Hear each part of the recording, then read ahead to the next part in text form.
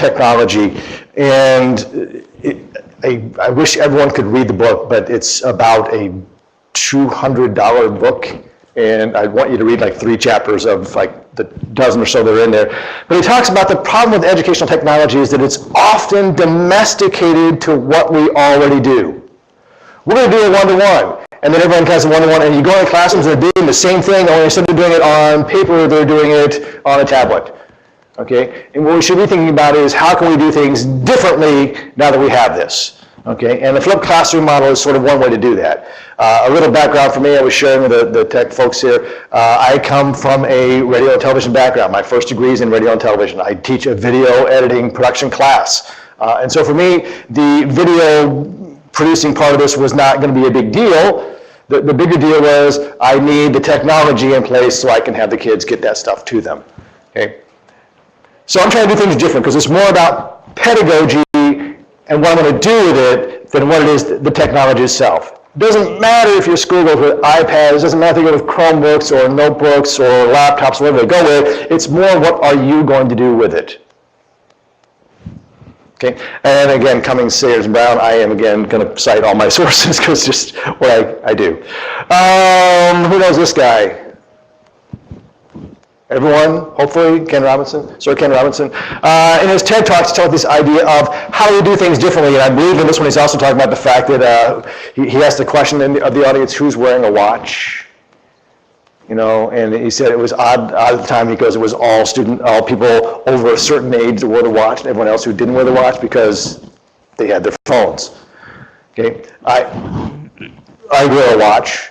And the cool thing about wearing vests is I can have a watch in one pocket and an iPhone in the other. I teach in a classroom that's built in 1938, so I can dress like this because it's a 1938 classroom, but I'm also, oddly enough, sort of the tech guy in my building. So he also talked about in his other talk here on the RSA Animates, and I don't think it's going to actually load here from the YouTube thing, where he's talking about how do we transform things and teach differently and changing our paradigms is what that one's actually called. If you Google RSA Animate, that one's in there. And it's the idea of what do I do to change things? And part of the idea of changing things is this idea of the flipped classroom. This is that rest of that infographic. And I don't know if it will let me actually zoom in on there. It doesn't actually like to zoom in sometimes on that. Things about what's going on here, we talk about the idea of how it came to be. Their goal was they had so many students gone, whether they were sick or they're in the afternoon class and they were gone on a sports thing because their school was in the middle of nowhere and it took 2 hours to get to anything. And so the students were always gone or absent, and they're trying to find a way to get the lecture to them so they didn't have to kind of make it up. And then one day they said, why don't we just do all our lectures that way? And then we had more time in class to do things. And the other advantage of that is when in class then I have time to do other things like activities or lectures or discussions. In my case, I teach social studies for the most part. And I like to talk about not the who, where, when, why, how. That's the journalism side of history. I talk about why is that important? What connections can we make? What did you understand? What didn't you understand? What did you think was interesting? What did you think was important? Why do you think so? Show me. Park, I'm all ready for you. We opted out just the other day. So just so the trials are like what, 4 days? Twice? No thanks.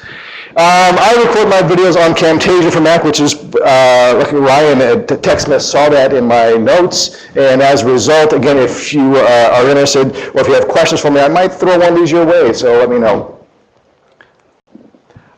This is kind of what it looks like when I do things. I'm screencasting. I tend to have things, mine in the corner and the screencast of the lecture, what would be my slides, my PowerPoint. You think about, I don't have time to go do all these things. Wait, don't you already have your presentations? Don't you already have your Prezis? Don't you already have your PowerPoints?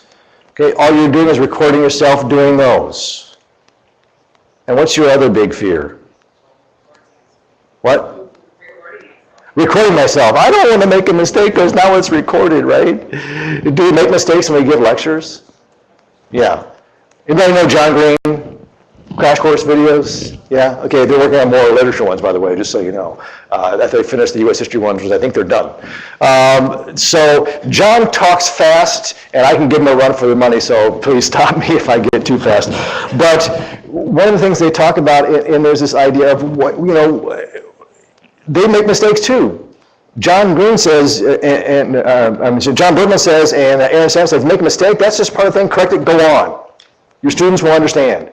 But even in the crash course videos, I just showed my students one on the French Revolution, got the first and second estates wrong. They had to put a little thing on afterwards, correcting it. Similarly about the first, second estates. Okay. I also then took the advantage of the time to kind of say, hey, I know I just got new desks last year, but I would like something new next year. And I said, could I possibly have tables? And I got these little modular tables, and I keep them in groups of 4, and we move them around as we need to. Sometimes they're groups of 4 or 5, sometimes we're in a big circle. I'm sorry for the folks downstairs below me when they have to hear those things being juggled out on my floor, but that's just kind of life. They took my brand new desks and gave them to somebody else who needed new desks, and they were happy too. So everyone worked out. That allows me to have the kids work collaboratively. I'm really big on that. So we use a learning management system called My Big Campus, and I guess full disclosure, I'm a coach for them, which means I went through some training, and if you have questions, I'll help answer them, but I don't get paid by them. So, and in using My Big Campus, this is like what a classroom kind of looks like, and you've got like sort of the home area there for that group. The group would be the particular class, announcements, discussion pages, all those things that they can do within there. I keep usually on mine a calendar of what's going on and the links to other things as well, usually things that are on the resource page, but allows them to kind of click on there and not have to go to the resource page and then dig through all the resources to find the one they want. Yes? It varies. For an individual teacher, yes, you can use it free. You have some limited storage. And I don't know the exact pricing on it now, because what they used to be was it was free if you got their filter from Lightspeed Systems, which is filtering content. And they started as blocking all the stuff that shouldn't be in school. And then they said, you know what, we're blocking stuff that ought to be in school. Like, yes, there's a lot of bad stuff on YouTube, but there's a lot of good stuff on YouTube. All my stuff's on YouTube, because it's easy for me to just put it on there.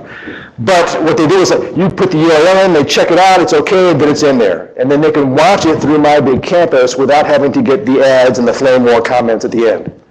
And so, and it's free for an individual, but now they're going to, a lot of people are like, yes, we'd like to use yours or someone else's, but we don't want to buy your filter because we're happy with ours and we've been tweaking it for years, and that's a big nightmare to start all over. And so now they have a subscription model as well. So with the subscription model comes some advantages, such as unlimited storage. I have a question. Yeah. Maybe you can't see it, Yeah, you're okay. So Big Campus, would you call it, in a way, a classroom management system plus? It's, someone in the audience could help answer that question for me, because we had a discussion. I'm teaching a class on educational technology at ISU, and we had a discussion about what is an LMS, a learning management system, versus a content management system versus, and they don't have, for example, an integrated gradebook, but then again, they didn't see the need because most people already have a SIS system with their gradebook and stuff already in it. And so they said, no, we're not doing it. They are going to put a simplified version in there that will allow you to export out to your other one. They're constantly evolving, constantly changing, and one of the things I love about them is the fact that if you have a question, you can, if I was on there right now and typed a question about something, I would get an answer in 10 minutes, as opposed to leave a message and they'll call you back, and please run out of whatever meeting you're in so you can take the phone call when they call back. So it's one of the things I do like about them. So did that answer your question? Or? Is it a classroom management? We use it as our learning management system. In fact, all my content is there. I put my text completely online. I put all their tests are done online. We were using, I won't mention the name, a software to sort of limit where our students could go in our one-to-one environment. We have Windows 8 tablets, and it worked last year with the laptops, and this year with the tablets, it will connect, and if it connects them and grabs them and you freeze them, because they're someplace they shouldn't be, they just swipe it right off and go to something else that they shouldn't be doing, and it doesn't help. My Big Campus is putting in for next year a web zone which teachers themselves can create, which is to say that within that I can say, I'm giving a test, so the only thing you should be able to go to is My Big Campus to get to my test, right? And so I can do things like that for them. So it's kind of, that's, I don't like to be technical on you, but I guess between content management system and learning management, there's kind of in between. The state of Indiana, every teacher and every student has access to a My Big Campus account, and their goal is to try and get people to put content in and create bundles or folders of resources that essentially saying, for your US history, you should be able to get 80% of your stuff right here. Sorry, textbook manufacturers. You've had enough money for all these years. I guess I won't be getting any from them now. So that's what we kind of use there, and this is my students do discussions in there. I got their name blocked out because they're students. But this is part of what I do is like I was always never a big lecturer. I was a discussion person, and I had my students read history things, and I asked them my used to call them universal reading questions. I now call them universal response questions. Tell me 2 things you thought were interesting and important and why you think so. Tell me 2 things you either didn't understand or want to know more about. And finally make a connection. And that's their reading assignment. And there may be other questions that we do in class as well, but I find out what they thought was interesting versus what I thought was interesting. I find out that they didn't understand something that I thought everyone understood or had the background on. And so it's kind of interesting for me. And the connections, I think, are the most important thing. Is it helps them kind of see why things are important. As part of that, at the beginning of the year, I actually have a thing for my students where I have a little video here that's how my brain works. That's literally what I've called the video, how Mr. P's brain works. They go in and find out. And in this video, I connect, for those of you who know, if not, ask a neighbor, blank 182 to the Roman Empire. And it's literally, when I get done with that, from the song, Adam's song on the album Enema of the State, there's one line in there that said, never conquered, rarely came. And I said, oh, Julius Caesar, I came, I saw, I conquered, Veni Vidi Vici. But when I had to explain to my students in a 5-minute video what took me an instant. And so it's kind of like, so you know how my brain works, if I kind of feel like I went off on something, you didn't understand why, that's possibly why. Also, a nice thing about this is we're trying to always increase parent involvement and information about giving things besides just, here's what your student's doing well, or here's what your student's doing badly, because far too often a lot of our information given to parents about, here's what your child's doing wrong, please fix this for me. This is the idea of trying to get parents to be more involved in this thing, and My Big Campus actually has integrated now a parent portal where they can do that. They also make available, and this might help your question a little bit, I can make my pages public, and so my home pages and a couple other resource pages within my Big Campus pages are public. So my website's listed on the content, the ICE conference stuff, and if you go there, it'll say, here's the links to my classes, and so you can see what's going on in those. It also helps us connect to the IST standards and net standards for things. This is a nice thing by Jackie, what's her name, Gershwin, I think? No, that's not it. I can't think of her name now. It's actually down in the corner, I can't read it. She has this idea of, what am I doing, this idea, if you want to have a good idea, what am I doing with technology, or how can I change things, whether it's a flipped classroom or something else. This is a good way of kind of looking at it, because what it's saying here is, what can I do, so well about that, now what, and then here's my experience and playing with these things. And so I'm kind of starting over here with, what can I do with video lectures and content things, and then what can I do with these things, and how to kind of move through this circle, and how they kind of connect as they get towards the middle of things.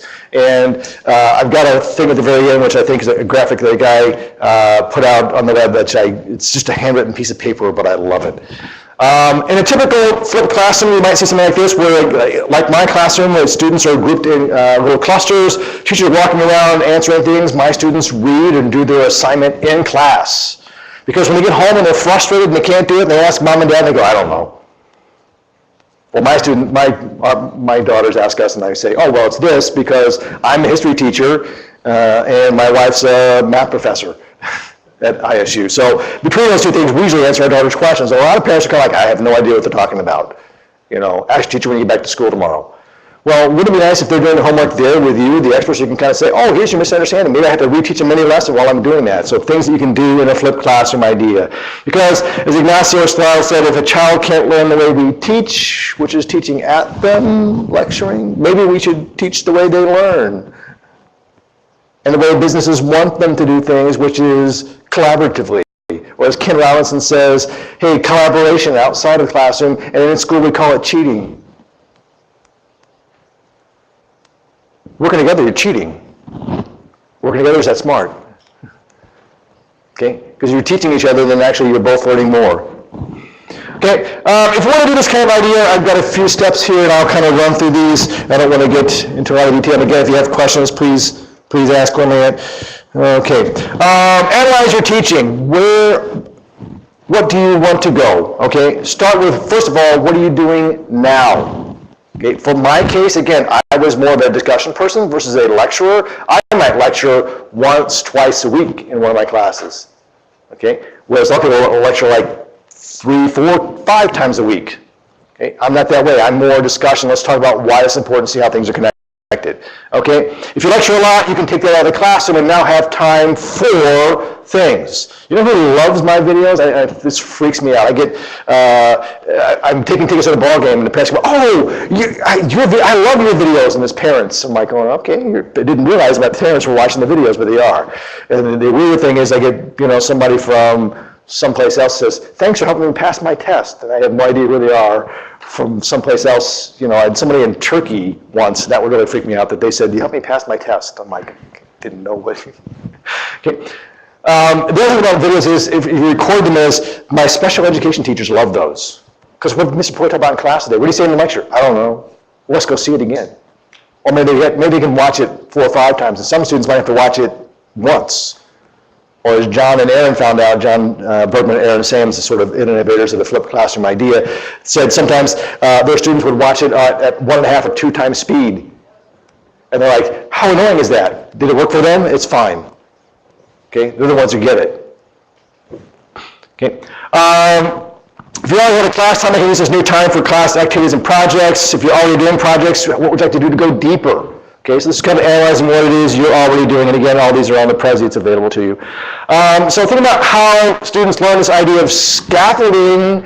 The last session I was in, he's talking about one-to-one, and he's talking about, hey, Dewey, authentic experiences, and what do they already know, and active thinking, or Piaget, going back to the stages of cognitive development, and finding out where they're at. That's what I try to get with my questions, where they're at already. Okay, build upon what they know, fill in the gaps that they need, and add on to that, you've got a much better learning structure as opposed to, I learned it for the test, and now the test is over, I can clear that out for the next one.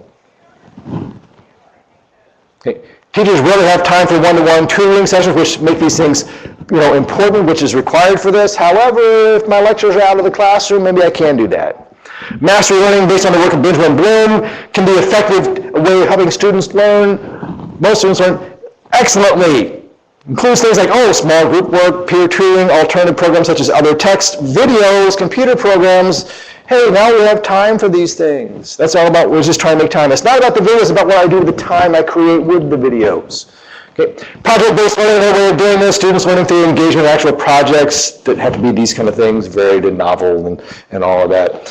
But it includes this opportunity of working together with others. In fact, for myself, I literally used to do my URQs, the universal, I call them response questions, because if you're watching a video, I want to ask you the same things. What did you find interesting? What do you want to know more about? What didn't you understand? Right?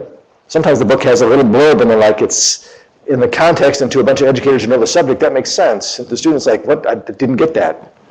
So I have to explain the caption for a picture maybe, or why the picture is even there. Okay. That's from Bloomfield et al. Universal Design for Learning has the 3 principles. You guys familiar with Universal Design for Learning? Yay! UDL playground right out here on Bourbon Street. Yeah. There you go. Okay. And it's sort of the principles. It's sort of like it came out of the idea, correct me if I'm wrong, of trying to handicap people and in general for just life in general. It got adapted to education, the idea of allowing for representing multiple ways of representing or acquiring information. So not just lecturing or reading, but lecturing, reading videos, simulations, whatever it is, discussions, multiple ways of expressing or demonstrating knowledge as opposed to a standardized test. Okay, create a project for me, do a thing. Students, however, get used to kind of playing school. It gets hard sometimes for them to kind of say, how do I put this? You create something for me. Make it a visual project. I've got in my classroom from several years ago, 2 students dealing with the ideas of natural rights of Locke, but also Hobbes' idea of government should be in control. And these students made magazine covers. And on the one cover of the Government Should Be in Control, they had the military, guys standing in formation and talking about Leviathan, his book, and all these things, and the price of the magazine. The other one has a picture of a new baby, because natural rights are from birth, and this is a new idea, and the babies are new. And the price of the magazine, which included life, liberty, property, the price of the magazine was free. I went on the price of the magazine, so I had to keep those. So engaging them with choice and autonomy, what do you think is the best way for you to show me what you know? Okay, John and Aaron, for example, do things where they have to kind of show a general mastery, then they taught chemistry or science classes. So before they did the experiment, they had to go through and pass this little test, and they had to talk with them, and once they did that, then they got to do the experiment. Show me you're ready to do the background knowledge to do the actual experiment. Okay, so it's about diversity in course design, also using technology and assessment of student things in terms of all, again, diversity. So flipped learning, again, lectures watched at home. And there is class time for application, what used to be homework, but it's not necessarily about that. It's sometimes called an inverted classroom. Interestingly enough, some of the first studies done were done at the college level, and if you get on chat rooms, they're all like, can we do this with a college classroom? That's where the first stuff was actually done before John and Aaron started doing it. They sort of stumbled upon it. I can do a lot more discussion, a lot more exploration, a lot more sort of projects. My students make a lot of videos. Now, when it comes to making videos, we have concerns, right? I don't want to record myself. Yeah.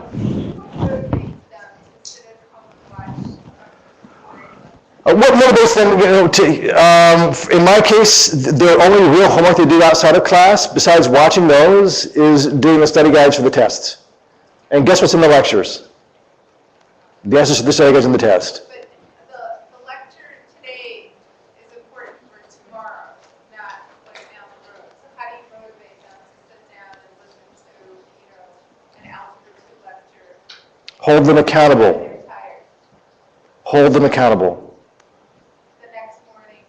Yeah, the guys who did it, it's the first time they did it was in 1995, 96, the guys who did this in economics class, they came in and said, don't forget, before next class, watch the lecture. Okay, and in that case, they had to literally go to the library and watch it on a VHS tape. Or you take them a blank tape and they would copy them, dub them before you could watch them at home. That was the technology at the time. And they came in and they said, okay, we're not going to talk about it in class, there's a lecture. Okay, you have to watch it because we're going to do an activity in class which requires you to do that, or an assignment in class which requires you to know that. Okay, and if you come in and they don't watch it and you kind of go, well, let me go back and teach it to you, guess what? They're never going to watch it. Because they know if they don't watch it, you'll tell them anyway. So it might be holding them accountable the first time and saying, you're supposed to watch it, because then it might be that, okay, they didn't have a great day that day, but they're going to go home and watch that video because I didn't understand what we were doing. And sometimes you got to let them fail to get it. And it sounds kind of harsh because we'll all succeed, no child left behind. But sometimes you got to do that a little bit. And that's what they did. They said, okay, any questions on the lecture video? And everyone kind of went like, of course, no questions. We understood it all. And then he said, okay, great, here's what we're going to do. Now, based on what you saw in the lecture, blah, blah, here's your projects. And they're all like, oh. And then that one guy or whatever group who actually watched it was like the hero of the group that day. But the other folks were kind of like, I better go watch these things because I can't participate in class or get a grade or anything without it. How do you handle those that don't have the technology at home with such a quick time, tomorrow or watch this for tomorrow? Because right now what I'm doing is if we watch this for next week, to give them time to get to the library or get to wherever it is. I do that, and it would vary based upon your situation. I'm in a one-to-one environment, and our students have Windows tablets. And last year we had notebooks, and now we have Windows tablets, and don't get me started. But in any case, what I did was, having read John and Aaron's book and coming from a video background, I was making ways for them to be available to them anyway. I make them all available as MP3s also. They're on YouTube, they're there, but I don't have internet at home. Okay, no problem. Download them at school. I put them all on our share drive, and the students can just transfer them over. I know people who will put them on DVDs and compile them all together and should check this out. I tell my students, even if, and all my chapters are as PDFs, like download the first time, save it. Sometimes you have to teach them, and I'll get to that in a second, because they may be digital natives, but they're not always that great at stuff digitally. I'm an immigrant at my age, but, Okay. Oops, did I get all that? Oh, with videos, the idea of making your own or finding some, and this sort of this idea you were just asking about the sharing issues. Sometimes you got to find a way to do that. I'll have students who will then transfer a whole bunch of them over and put them in the folder for this next unit and save them, including the John Green crash course videos I do. I downloaded them. I actually contacted them and said, is this okay because this is what I'm doing? They're like, yeah. Then I subscribed to them, so I actually sent them some money because I felt like I should. But that allows them to then, you know, the students, when I say, hey, when you're at school, copy it in there. And what I found was, I try to keep my videos about 10 minutes, and they keep theirs about 10 to 12 minutes. And if I get longer than that, I'll break it up. And so if they transfer it in, I tell my students, if you have internet at home, what if it goes out? What if there's an ice storm like this winter? Or what if you're taking it to your grandparents' house and who don't have internet, or you're, you know, at least in the car, you could watch all those in the car, you know. And so I try to get them to, I had to teach them from the beginning of the year, these digital natives, you know, create a folder, copy these things into it. When we're done, you can get rid of them. Save your study guides, because the semester exam is based upon the old tests. But, you know, for the other content stuff, save it, you know, if you get crowded, you can get rid of it. They can't keep the book. They tend to get rid of the videos after they've watched them. Okay, so how much do I lecture, how much time do I have, and what expertise do I have, and what's available? So how much do I lecture? I didn't lecture a lot, so that helped me, okay? How much time do I have to go out and start making these videos, plan some time for this? And John and Aaron will tell you, and I would probably tell you too, get things set up and do 2 or 3 or 4 at a time. Because once you got it set up and you're sitting down doing it, go ahead and record those 2, 3, 4, whatever. Find the time that works for you. Are you an early morning person? Get up early and do them in the morning while it's quiet. If you're like me, stay up late and do them. Okay, if you're like me, get up early and do them and stay up late and do them as well, because that's what I do. Okay, how much time do I have to do that, okay, to cover those lectures? Maybe I don't have time to flip my entire class. Maybe I want to start with this one lesson. Maybe I want to start with this one unit. Maybe I want to start with this one subject I teach. I'll tell you what not to do. Here's a confession of me, the first time flipper. Okay, don't try to do it by going all in the middle of working on your doctorate with 2 young kids in swimming and gymnastics, because it's tough. But again, my video background helped me on that, so I was lucky that way. Okay, so what expertise do I have, or what is available? Is there someone like me in your school who said, yeah, I'd love to help you? Okay, I'll stay with you after school and help you make videos. Okay, Camtasia is one way. Okay, and I love it because I like to be able to tweak my videos and stuff afterwards, and I can do a little bit of that with Screencast-o-matic or Screenr. I can do a lot more with that afterwards, and I can kind of go, in fact, I've taken old videos and kind of going, you know what, I need a cool intro.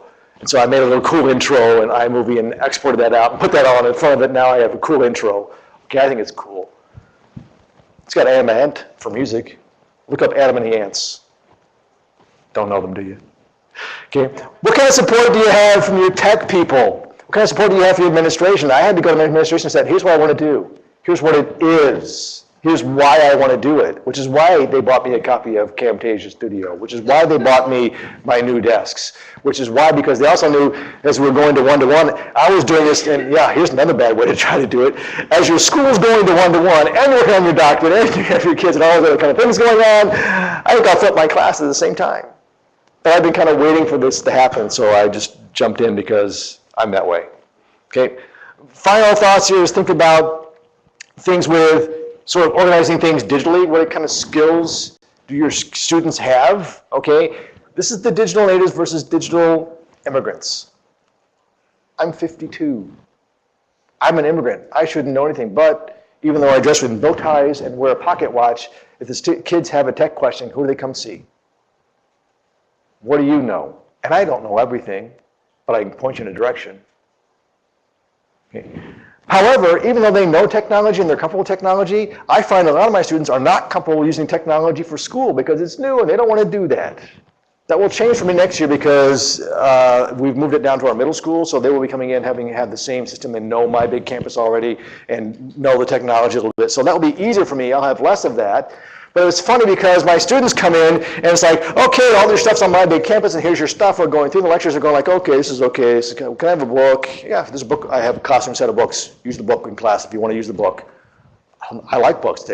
Nice touch. There's no warning labels on them, right? Doesn't say drop. Careful, don't drop this on your foot. You could hurt yourself. It doesn't say don't turn the page too quickly, you might get a paper cut. It doesn't say don't close the book while it's too close to your face, you might get your nose. My travel mug says travel mug says caution, contents are hot.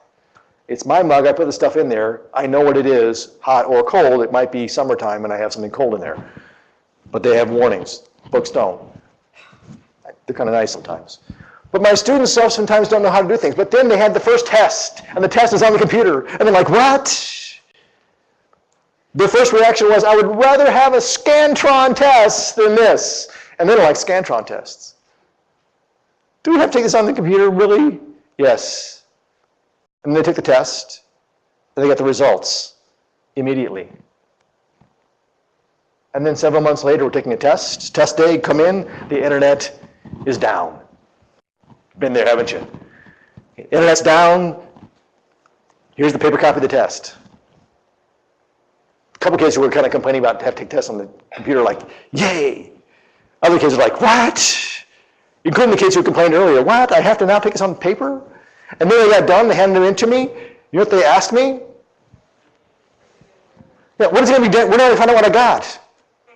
It's going to be a couple days. I've got a class tonight, for 2 hours or 3 hours, and tomorrow night I have another class for 3 hours, and so I got a paper due on this weekend, so it might be next Monday.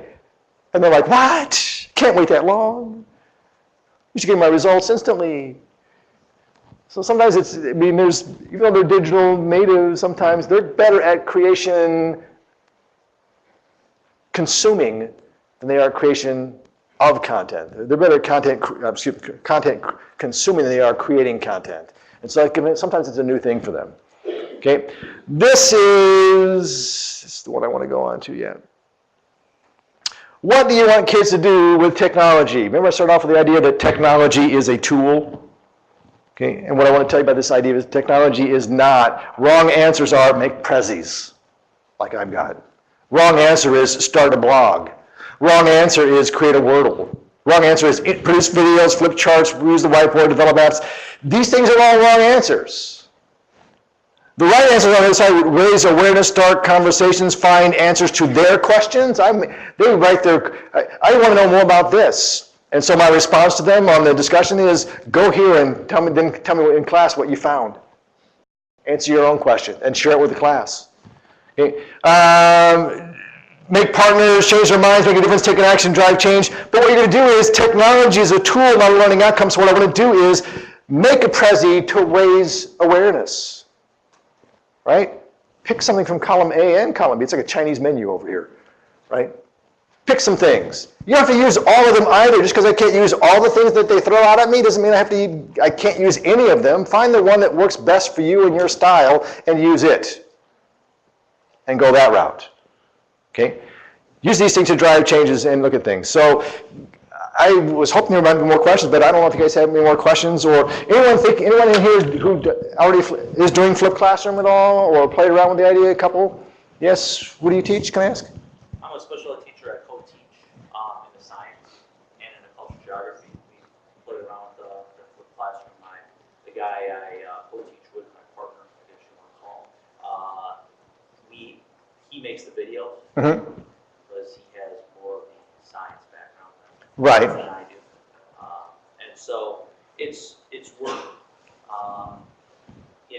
with some students and in some classes, some years. Like, for example, we did Molecules of Life units, and he has the videos, and this year we didn't use it because last year was a disaster. Yeah, it depends on the class a little bit, but also depends upon the unit and what you're doing. A tip for you might be to have them throw a student in there, or even you, and play the student role. Well, what does that mean, really? And sort of ask that question that a student might ask, because sometimes they'll like that. They can get that sort of more interaction out of it versus just the direct, here's this information.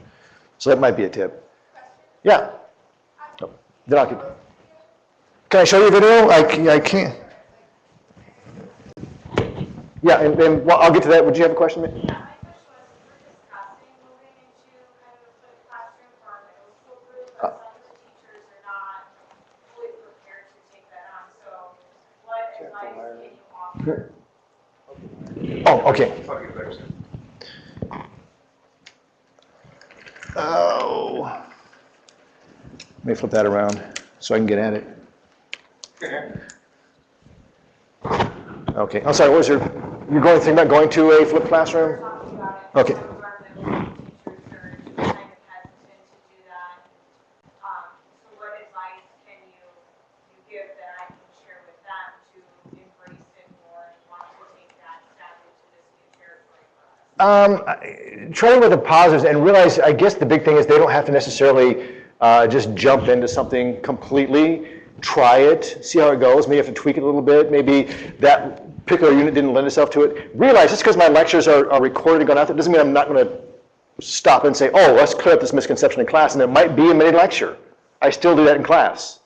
So advice is try, I would say, find something you think kind of lends itself to it right now that you're already doing, and enough down the road to try it out.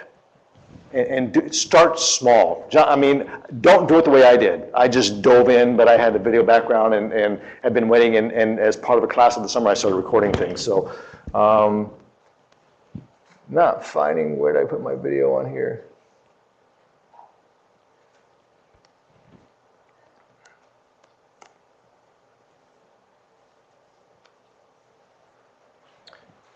Oh, let me go back to here.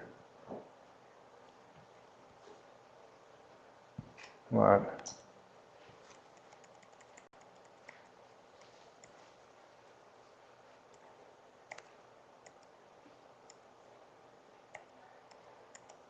No. I don't know if you can hear this or not when if it's going to play here for us or not.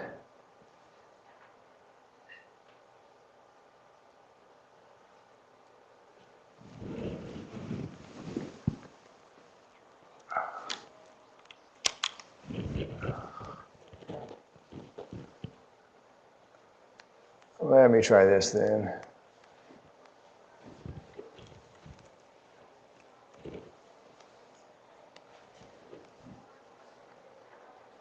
Again, I've got a couple of these already in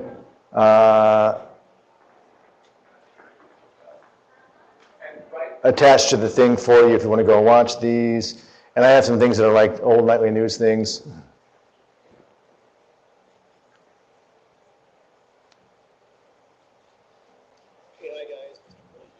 Not the one I wanted.